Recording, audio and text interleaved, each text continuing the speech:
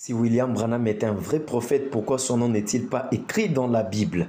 Voici ma réponse scripturaire. La Bible est divisée en deux parties, l'Ancien et le Nouveau Testament.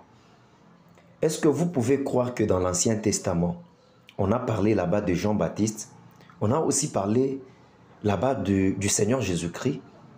Alors si vous le croyez, pouvez-vous me montrer dans l'Ancien Testament un seul endroit où il est parlé nommément du Seigneur Jésus-Christ et de Jean-Baptiste? Non, non, il n'y en a pas. Mais quand on y va avec des yeux spirituels, on va découvrir des écritures qui parlent de Jean-Baptiste. Par exemple, Jean-Baptiste, il est parlé de lui dans Malachie chapitre 3 au verset 1er. La Bible dit, « Voici, j'enverrai mon message devant ma face pour préparer mon chemin. » Cette écriture-là parle de Jean-Baptiste.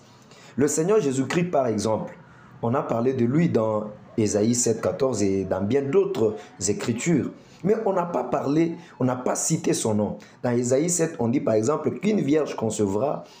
Et quand on a vu une vierge concevoir, on a alors compris que l'enfant qui est né de Marie, c'est bien lui, l'Emmanuel, le prince de paix, le conseiller qui a été annoncé.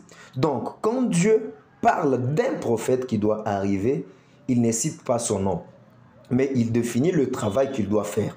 C'est ainsi que le prophète William Marion Branham, Dieu a parlé de lui dans Malachie chapitre 4, versets 5 à 6. Il a dit, « Voici, je vous enverrai Élie le prophète avant que le jour de l'Éternel n'arrive. » Élie vient avant que le jour de l'Éternel n'arrive.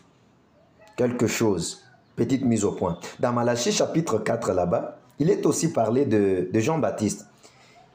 Jean-Baptiste accomplit la première mission de l'esprit d'Élie qui doit revenir. Il est dit, Élie vient avant le jour de l'Éternel, avant que le jour de l'Éternel n'arrive, pour faire quoi? Pour ramener le cœur des pères à leurs enfants. Ça, c'est Jean-Baptiste.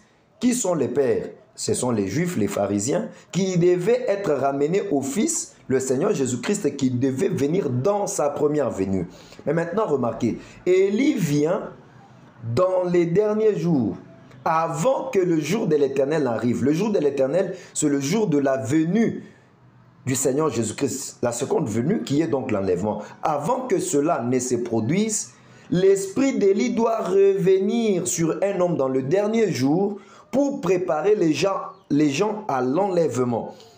Je ne sais pas si je me fais comprendre. Et cet esprit d'Élie-là est revenu en ces derniers jours sur notre frère, le prophète William Marion Branham. Et c'est lui qui a reçu un message pour préparer l'épouse de toute la terre en ces temps de la fin à la venue du Seigneur Jésus-Christ. Je ne sais pas si je me fais comprendre. Voilà donc la vérité. On a parlé de lui dans Malachie chapitre 4, versets 5 à 6. C'est lui qui prépare les gens de toute la terre. William Branham n'est pas le prophète des branhamistes. Non, non, c'est un prophète de tout le monde. C'est aussi ton prophète. Toi qui le refuses, toi qui le rejettes, qui dit de lui qu'il est un franc-maçon, c'est un sorcier, c'est un magicien, c'est un illuminatif. Même toi, William Branham est ton prophète. William Branham est le prophète des pentecôtistes, des presbytériens, des catholiques, des musulmans, des gens des églises de noirs. William Branham est leur prophète. Que personne ne vous dise que William Branham c'est le prophète des branhamistes, c'est faux. Dieu l'a envoyé pour toi. Alors tu dois croire dans son message, pas pour l'adorer. Non, William Branham n'est pas Dieu, il n'est pas Jésus-Christ. C'est un serviteur du Seigneur Jésus-Christ.